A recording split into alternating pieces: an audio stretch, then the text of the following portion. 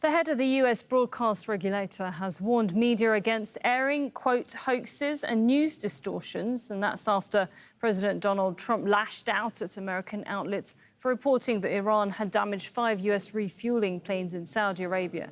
In social media posts quoting Trump's message, FCC chair Brendan Carr wrote that broadcasters have a chance to correct course and threatens they would lose their licenses if not.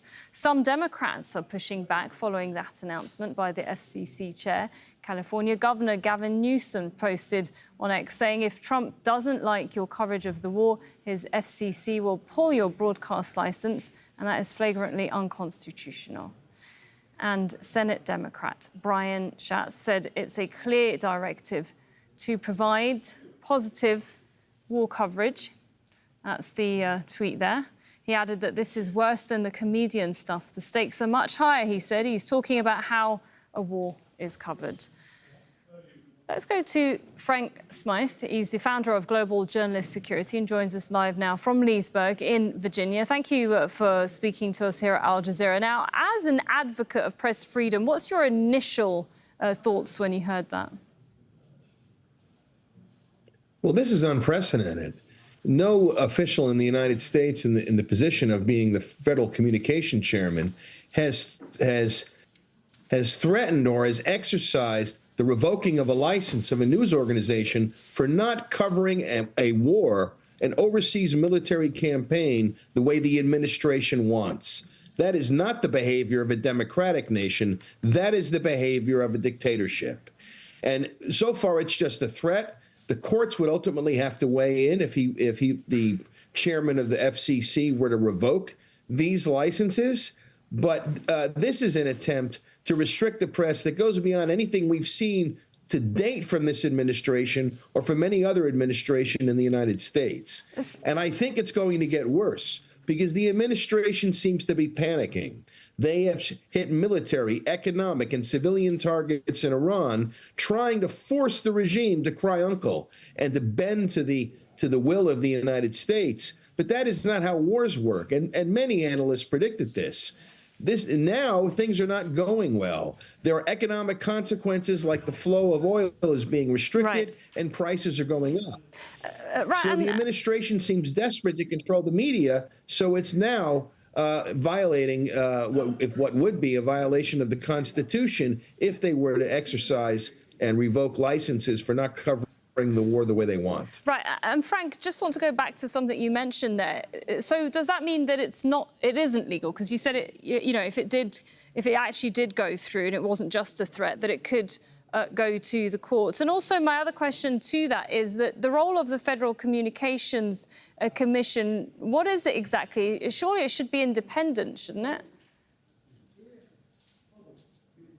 It should be independent, but the president has stocked it with people that are favorable to his will and that are exercising his will. But its role is to regulate the airwaves to make sure there isn't harmful content being put out there. Its role is not to determine how the news should be reported or how a war should be reported. That's where they're crossing the line. And we would have to see, it seems to me like a clear violation of the First Amendment to revoke the license of a news outlet for not reporting the way the government wants, especially on an overseas war. But we'd have to see that. But this kind of discussion and this kind of step, I don't think has been taken before in the United States, or I don't know of any cases when it's been taken.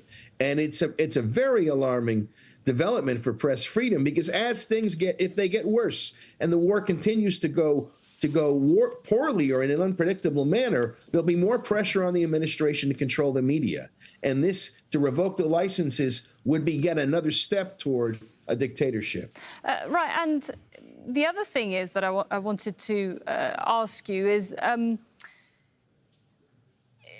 are news outlets likely to give in anyway to this, or perhaps curb their reporting if there was follow through with threats or even more threats for there to be a crackdown? And I say that because the US media landscape seems to have changed in terms of ownership, for example, if I'm correct. Well, that's absolutely correct. It's possible that news organizations would comply, but they wouldn't comply openly. They wouldn't say they're doing this to avoid having their license revoked. It would come through corporate pressure, as we've already seen on the 60 Minutes case, where there was a lawsuit and the parent of 60 Minutes, CBS News, yielded on a case which experts said they would have won in court, but they wanted the Trump administration's approval on another corporate matter, so they caved under pressure. That's the kind of pressure you can see in the future now, as they're threatening to revoke licenses, but they're applying other forms of pressure to be able to control the narrative. And the number of independent outlets in the United States is shrinking. And I fear this would be more pressure to shrink it even further. So how do you think that would filter down to the general public? I mean, many people now aren't necessarily, I don't know how it is in the US. It's a different landscape, media landscape, to some of the other countries around the world. But how would that filter down? Because a lot more people are turning to non-traditional media, social media, for example, as their source of information, or digital media. Certainly, people can find alternative sources of media if they want to look for them. But a lot of people in the United States are less likely to do that. This is not a country that feels like it's in war, right? What's happening in the Middle East is very, very far away. So I don't know if the government is able to limit critical reporting on the major news channels, that will have a tremendous impact on the public, because people will then presume that the war must be going fine. And if the administration starts to make excuses for why, for instance, gasoline is going up, more people are likely to believe it. This is a playbook directly out of despots or dictators around the world, and now we're seeing it played out. But it's a step toward despotism that makes me very nervous about the future, and the future of freedom of the press in the United States. All right, thank you very much for your thoughts on all of this. Frank Smythe speaking to us from Virginia, founder of Global Journalist Security. Thank you.